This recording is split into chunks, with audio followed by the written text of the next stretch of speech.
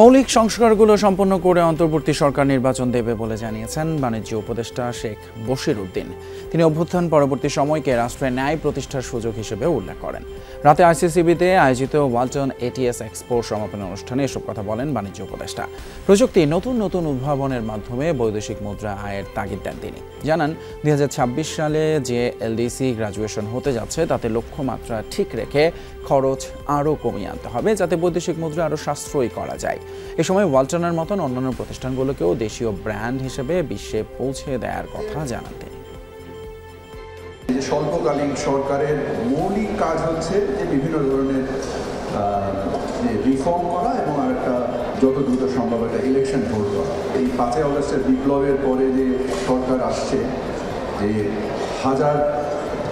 প্রায় 2000 মানুষ শহীদ হয়েছেন, 30,000 লোক আহত হয়েছেন। তো আমরা ন্যায় প্রতিষ্ঠা করার জন্য এখানে এসেছি। আমাদের মূল উদ্দেশ্য হচ্ছে যে আমরা একটা ন্যায় প্রতিষ্ঠা করতে চাই।